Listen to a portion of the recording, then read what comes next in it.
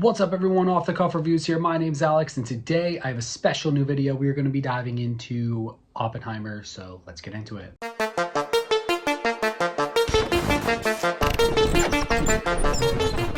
I started this channel out a few years ago by doing movie reviews. Listen, I was going to, I've been on YouTube for a long time actually, doing all different types of stuff, but I wanted to talk about movies for a long time. My friend is a film critic, or at least was a film critic, like a professional one. Like he wrote for a paper to do film, like write about films. And I've always been fascinated with films. I've watched thousands and thousands and thousands of them. So I decided that I wanted to talk about films on a YouTube channel because, you know, I watched people like Chris Stuckman and the Flick Pick, and they always had, like, it seemed like they had a community to talk to about movies, regardless of whether, like, in their real lives, like, they had people to talk to about movies. Now it's nice that I'm marrying somebody that also loves movies, but for a while I didn't really have anyone else to talk to about movies. I kind of just, that's why I wanted to start this channel, because I had all these thoughts and I needed to get them out somehow. So I started this channel talking about movies. So today we're going to be talking about a movie. We're going to be talking about Oppenheimer. I actually already filmed a review for Oppenheimer, but in my opinion, it comes off misguided. And that's because I kind of ranted and raved when I kind of want this to be a little bit more professional sounding, and I want to, like, kind of convey my points a little bit better. So this is my second time reviewing it. So let's get into this. Oppenheimer was directed by Christopher Nolan, you know, the auteur, the popular Christopher Nolan. I actually, it might surprise a lot of people, even as a film critic, like a film bro critic, I actually like Nolan's movies. For the most part, I like even from like Memento, up until, like, I liked The Dark Knight. I didn't really like The Dark Knight, but I liked The Dark Knight. And then it kind of got a little crazy. I like Inception. I saw that a couple times in theaters. I like Interstellar. Interstellar is one of my favorite movies of all time. You know, the idea of Oppenheimer was kind of a hit or miss for me because I don't really like the man, the myth, the legend, Robert Oppenheimer. I don't think that he's, like, a good guy. Now, it's not really like this video isn't like about the politics, and I think that's where my initial video review went with it, and even partially my written review on Letterboxd that people didn't like. I kind of mentioned the politics behind some of this stuff, and I don't think that was the right way to go about this, because this isn't a political discussion. I'm not here to talk politics. I'm not here to talk about that kind of stuff. I'm just letting you know that my opinion about Robert Oppenheimer is that I do not like this guy. I don't think he's a good guy. Nolan set out to make Oppenheimer, which is based on a biography. So this is a movie that's supposed to be about the life of Robert J. Oppenheimer, and it's supposed to be about how he created the atomic bomb. Like, I don't know. I did not read the actual biography this is based on. I don't know if it really dives into any more backstory about Oppenheimer, like how he grew up or anything like that. But one of my gripes with this is that it spends 3 hours of this movie talking about, like, a really small amount of time in this guy's life, but it spends 3 hours of the movie talking about it. And okay, that's fine, but there were flaws. With these grand ambitions of kind of trying to tell the story of this guy who created the atomic bomb, the film falls short in many aspects. One of the primary issues lies in like the narrative structure of the actual screenplay itself. Nolan does this thing where he has a non-linear storytelling and he kind of jumps between different things, but this time for a movie like this, it feels uneven and confusing. It doesn't feel like it really is meant for a movie like this. It felt like he did that to try to make it more entertaining because the subject matter is kind of dry, but even then, he still falls flat. The jump in time kind of hinders the audience's ability to connect with the central character. And that is a huge, huge problem because of the fact that Oppenheimer, like I said, I don't believe he's a good guy. And because I don't believe he's a good guy, you spend this time, this non-linear storytelling, jumping between here and there, and you don't really get to really experience what is going on in his head. And I feel like we really need to really grasp the gravity of the situation. But I feel like Nolan's attempts to help us understand that either completely miss the mark or completely go in the opposite direction of the direction that it should go in my opinion. Colonel Groves, this is Lieutenant Colonel Nichols. Have that dry cleaned.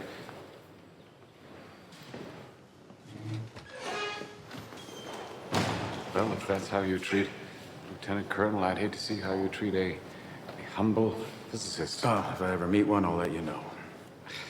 Ouch. Theaters of combat all over the world, but I have to stay in Washington. Why? I built the Pentagon. The brass likes it so much, they made me take over the Manhattan Engineer District. Which is? I don't be a smartass. You know damn well what it is. You and half of every physics department across the country. That's problem number one. I thought problem number one would be securing enough uranium ore. 1,200 tons. Bought the day I took charge. Processing? Just broke ground at Oak Ridge, Tennessee. Now I'm looking for a project director. And my name came up. Nope. Even though you brought quantum physics to America, which made me curious. What if you found out? You're a dilettante, a womanizer, a suspected communist. I'm a New Deal Democrat. I said suspected. Unstable, theatrical, egotistical, neurotic. Nothing good? No? Not even he's brilliant, but... Well, brilliance is taken for granted in your circle, so no. No, the only person who had anything good to say was Richard Tolman. Tolman thinks you have integrity, but he also strikes me as a guy who knows more about science than people. Yet here you are. You don't take much on trust. I don't take anything on trust. Why don't you have a Nobel Prize? Why aren't you a general? They're making me one for this. Perhaps I'll have the same luck. A Nobel Prize for making a bomb? Alfred Nobel invented dynamite. So how would you proceed? You're talking about turning theory into a practical weapon system faster than the Nazis. Who have a 12-month head start.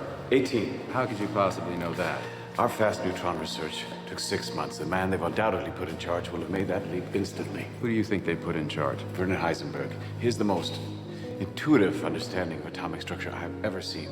You know his work. I know him, just like I know Walter Botha, von Weizsäcker, Diebner. In a straight race, the Germans win. We've got one hope. Which is? Anti-Semitism.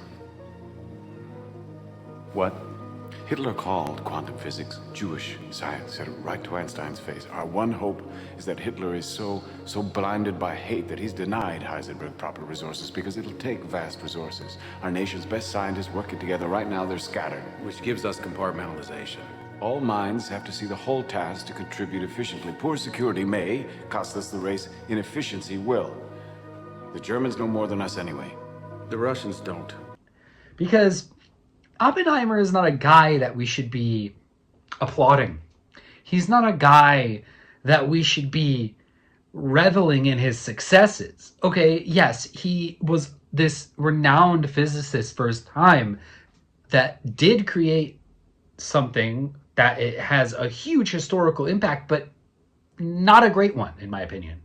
I mean, he literally created the atomic bomb that was dropped on a whole country of people. That just, it just doesn't sit right with me. So here's like the problem, where it's where, you know, he's jumping from here to here to here, and he's filling these moments with these montages where literally, like, I was told in my initial review on Letterboxd that I'm wrong for calling these sequences montages.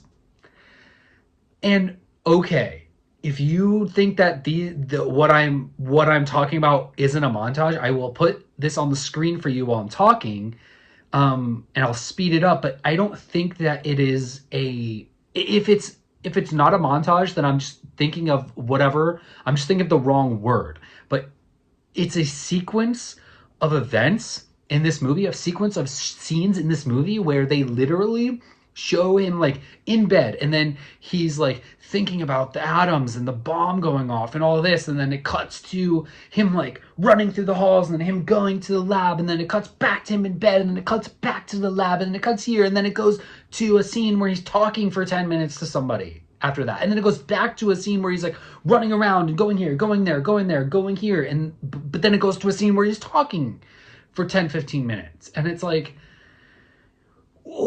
see, like, it's filled with these montages. In my opinion, that's what I'm going to call it. I'm going to call it a montage. Whether you believe it's a montage or not, that's what I'm going to call it. And I feel like biopics in general, this isn't a problem with Oppenheimer, this is a problem with biopics in general. They get sucked into this thing where they just kind of throw like a bunch of montages at us, and then here you go. And on top of the montages, you have Christopher Nolan's like non-linear storytelling, jumping from this timeline to this timeline, and he's in this thing, and he's in this scene, and he's here, and he's with his wife, but he's with his mistress. That's like too kind of like confusing to really grasp what's going on. And I'm not really sure why he did that. It seems like he almost did that to like trick us, or like make us think that he's like not as bad of a guy. I don't know. I do not know why Nolan decided to do it like this. It feels like he was trying to tell us that we should maybe applaud him. Maybe he's like this grand figure that we should really like respect and honor, but I don't agree with that. I think that he's like not a good guy, and there's literally a whole scene where like he has Oppenheimer, and like there's people like chanting his name. They're like, Oppenheimer, Oppenheimer, Oppenheimer. Like,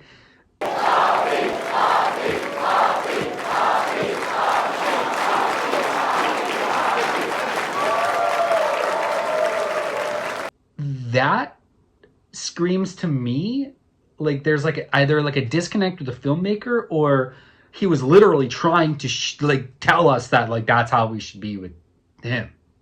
And then he was running around, and he has a mistress here, and then he's banging this guy's wife. And I just felt like this whole entire movie was way too long.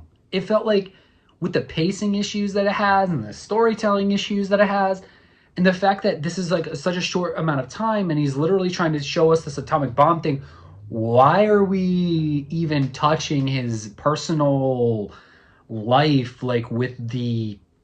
Because this isn't like trust me, you watch this, his life is here, like this is his timeline of his life, but then this is the amount of his life that they show us on the screen.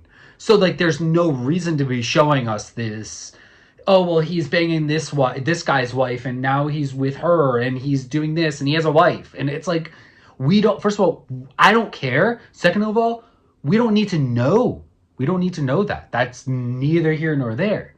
Now, there was a scene in this where Nolan, for some reason, this is really confusing to me, or at least it's not really confusing to me, because I feel like he was trying to like get us on like Oppenheimer's side or something, but it just comes off extremely like missing them. It comes like it's extremely missing the mark, and it's a letdown. It's a complete and utter letdown. He's trying to tackle these profound themes in this movie, like scientific responsibility, morality, and like the consequences of people's actions, and this really like dialogue, like pretentious, like Hollywood dialogue. Like it just comes off as extremely forced, overly expository to the point where we don't need it. Like they're literally like I said, they're trying to like explain how, you know, he's coming up with these ideas to make this atomic bomb thing. And then there's like one scene where he's like having like a moral conniption about it. But then you have Matt Damon's character come in and gaslight him or threaten him that he's going to tell people about his political party affiliation. And then like Oppenheimer immediately just like goes completely flip-flops and goes, okay, I'm just gonna do it. I don't want everybody to know. Like, so he has no integrity. This guy, Oppenheimer, it's basically showing that he has no integrity, no backbone. He's extremely narcissistic. In fact, it bothers me because it seems like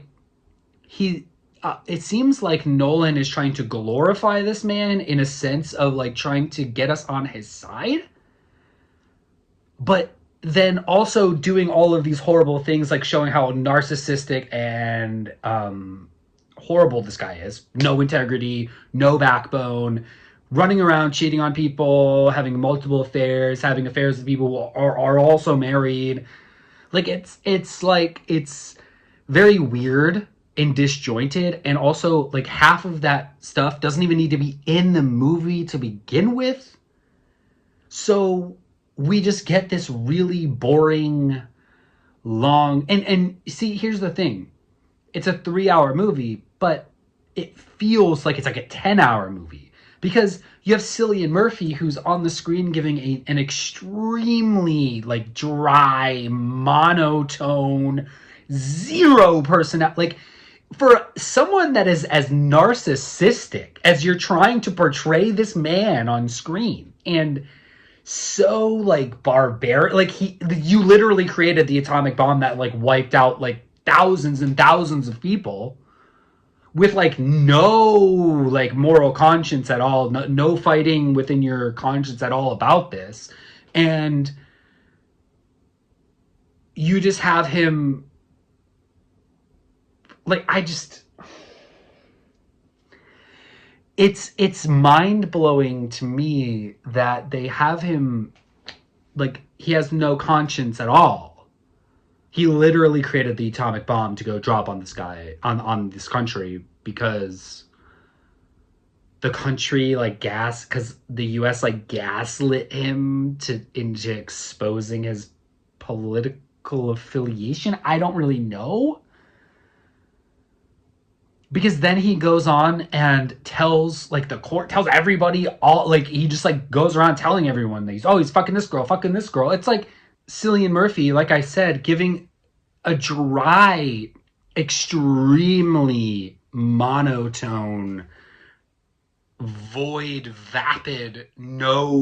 personality, vapid performance for a man who is extremely narcissistic and like barbaric in the things that he's doing, but he's like completely like void of emotion, no emotion in this guy's like, he like literally like played him like a zombie, like he has no emotion at all. That's how I felt. Like it felt like he was sitting there like, yes, that is when I went to have an affair. Like, that is literally how he's delivering these lines. It's literally that bad. And so you have the main actor doing that. And then you have Florence Pugh, who is literally a great actress, and you're just relegating her to like some side chick that literally has no meaning to the story at all. So she kind of has to phone in her performance. She has nothing to do.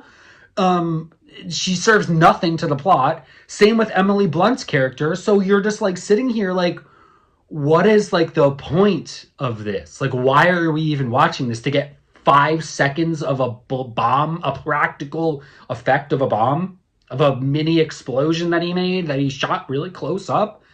And then that's what everyone's ranting and raving. Like, I just don't understand, because who cares? Like, this is nonsense to me. And it's a movie like where we're like, and also, I don't care about the stupid bomb. I think that's horrible. So I don't want to see it. So it's like, why are we even doing this in the first place? Like, because everyone's like, well, the bomb. Okay, cool. I don't give a fuck. He literally he literally created a bomb that literally killed thousands and thousands and thousands of people in another country.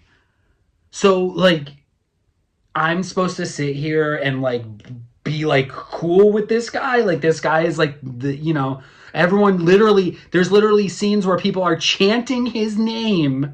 Oppenheimer. He has banging all the girls in the town, has 1 million followers. Like, I mean, literally, like, people following him around on a daily basis. And we're just supposed to, like, think that this guy is, like, they literally portray this man like he's, like, the second coming of Christ. Like, literally, like, they're gaslighting him. Like, the government's, like, gaslighting him. Like, he's the only man in the whole world that knows how to make an atomic bomb, even though he literally took the entire idea from some other country, from some other people. Literally, that's portrayed in this movie. With this clip, I'll literally put it in here. What?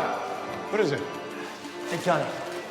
They've done it. Han and Strassman in Germany. They split the uranium nucleus. How? Bombarded it with neutrons. It's a nuclear fission. They did it. They split the atom. It's not possible.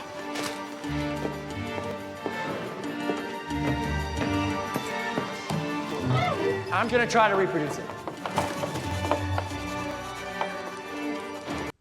So it's like, what? Like, where is the disconnect here? Like, why is this movie even being made? Like, I'm just completely at a loss.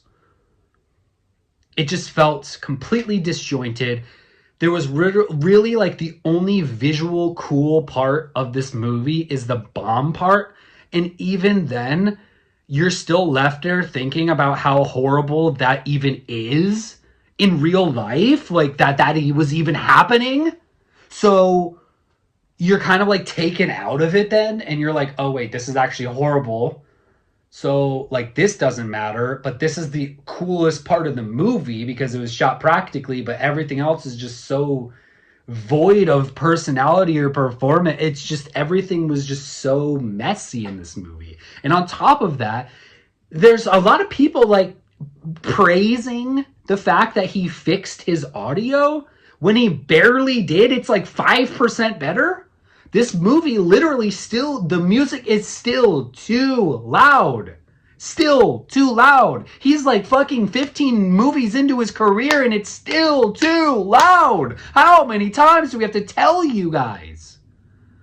This is what I mean, and I'm not going to be bullied off of, like, then, like, everyone, like, flocks to the comments on my letterbox, like, trying to bully me and tell me how stupid I am for, like, not understanding this movie. I get it. This guy created the worst thing in the history of the world. I understand. And I get it. He's literally trying to glorify that. I understand. I get it. I'm here with you. I hate that. And on top of it, you really could have made it good if it was, one, way shorter, like I said, and two, if the performances were better. But the performances were horrible, man. For example, I watched a movie called Priscilla. A lot of people have seen that, right? That is not anything like Oppenheimer, but it is like a little bit of like a biopic. Not exactly, but it is a little bit of a biopic for a short amount of this girl's life. And it's about Priscilla Presley marrying Elvis Presley when she's literally, and meeting him when she was like 13, and he groomed her, and that's what this movie's about. And on top of that, I hate Jacob Elordi, and I still liked that movie better than Oppenheimer.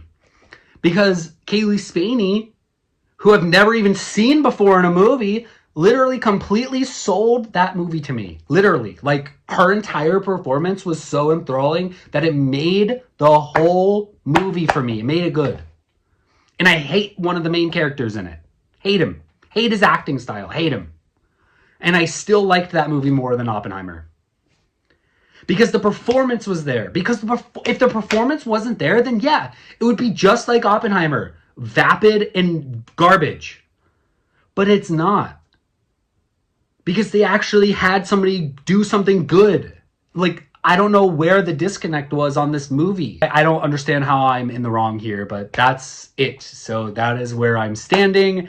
My next review is going to be about Priscilla, because I wanted to get back into doing positive movie reviews, and that is one of them. So I'll see you guys there. Thanks for watching.